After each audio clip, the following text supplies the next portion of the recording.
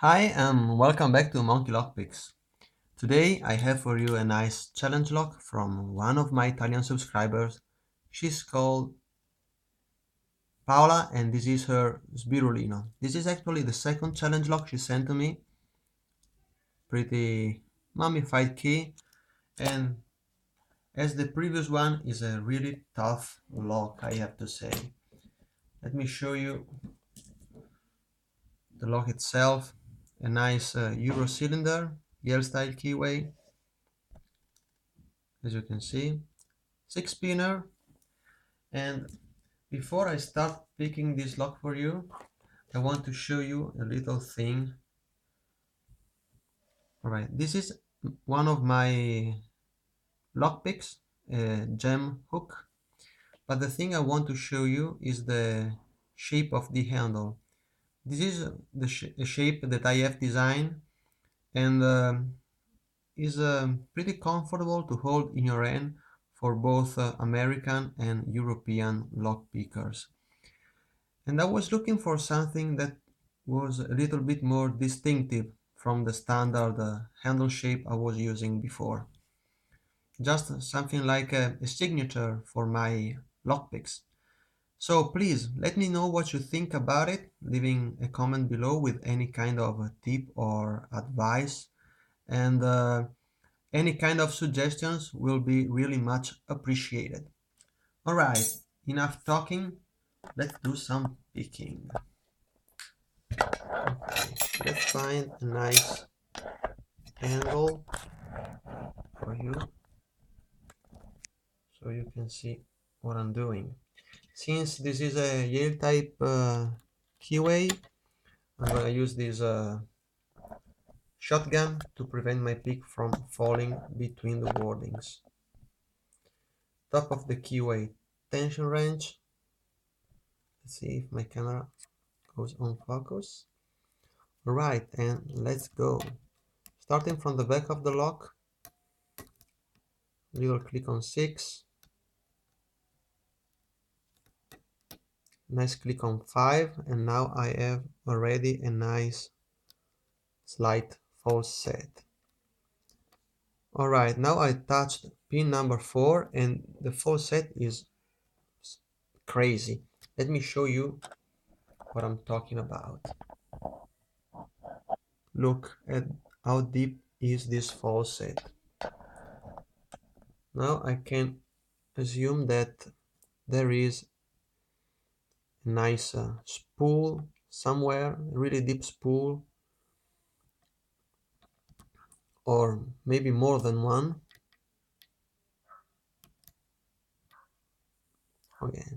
Okay, pin number 6 feels set.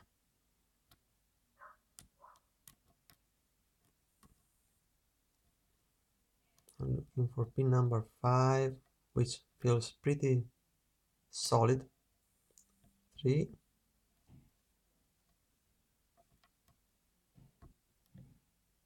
Pin number 2 is giving me some counter rotation. Okay. Again, from the back of the lock. 6. Okay, this was 5, which is a really high cut, but now I have lost at least half of my false set. Now let's see what happened to the other pins. Okay, I've touched pin number 2 and I had some of my false set back, sorry. Alright, again, 6 solid, 5 is solid, 4, okay, nice, and we are opened. Okay, now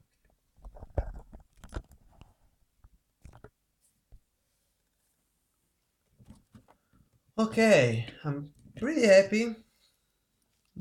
I was thinking about how much longer it would take, and we are open. As you can see, the core moves freely. Okay, unlock it up. Let's take a look at the key.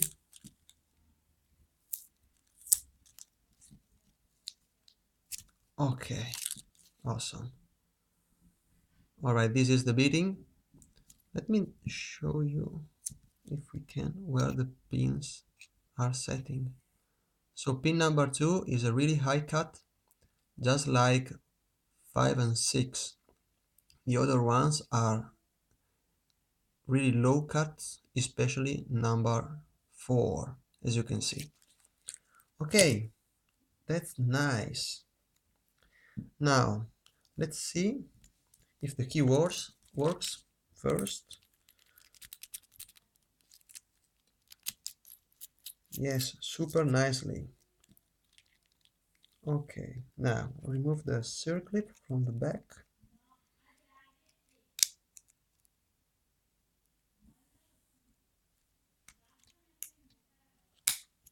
Okay, just like that. Pinning tray.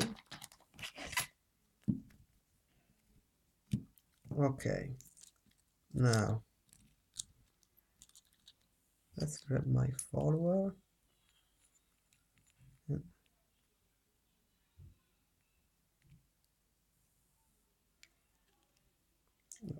something is,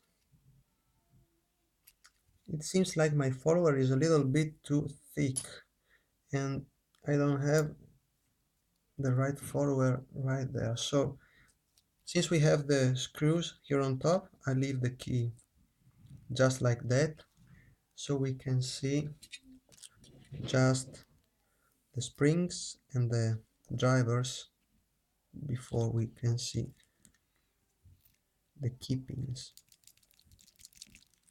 Okay, the first chamber has a nice steel spring and a really big serrated pin. I'll give you a better view in a minute. Chamber number 2, a copper spring and a double parter pin.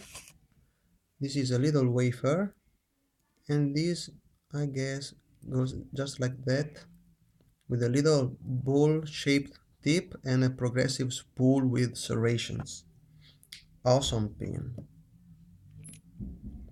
Pin number, chamber number 3, we have a cut down copper spring and this huge progressive spool with serrations. Paola did a great job as always on these pins. Chamber 4, standard with a nice copper spring. All different springs since now. Then chamber number 5, I can see a nice steel spring, different from the previous one in chamber number 1, and a really deep spool, which is the one that gives us the super deep false set, I think. And then in the last chamber, the spring doesn't want to come out. Okay, a really tiny spring, a wafer, but I've heard something. Okay, this wedding cake shaped pin. Awesome, awesome job. Now okay, just like that, let's take the core off. Okay, now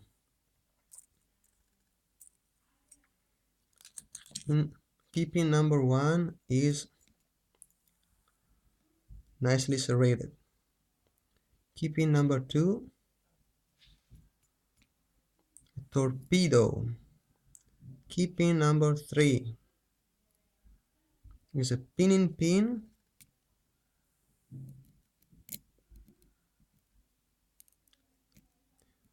The old part. Oh, it has already a little spring between the two parts to give a springy feedback even when the pin is set, I think.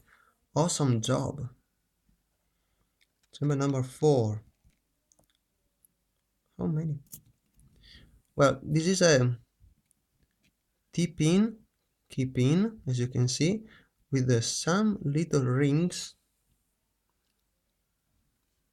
Let's see if you can.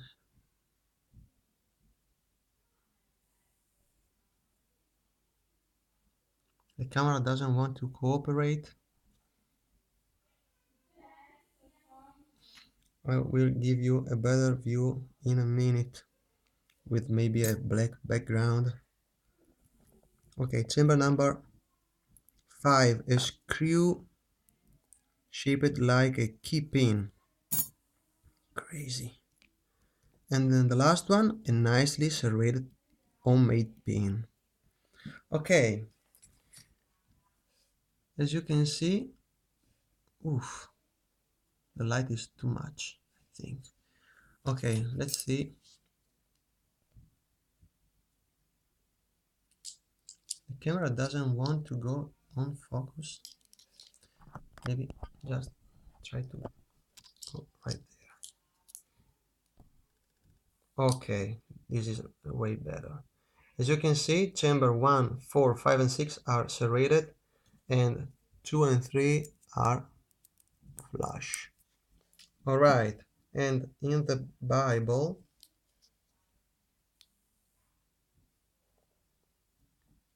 I don't know if you can see, maybe from there, every single chamber is serrated. I don't know if you can see it. Nice. Every single one is serrated from first to the sixth. And now, ladies and gentlemen, the awesome pin of this lock. Alright. Look at that. This is a masterpiece of a challenge lock. These little rings right there are meant to go right here,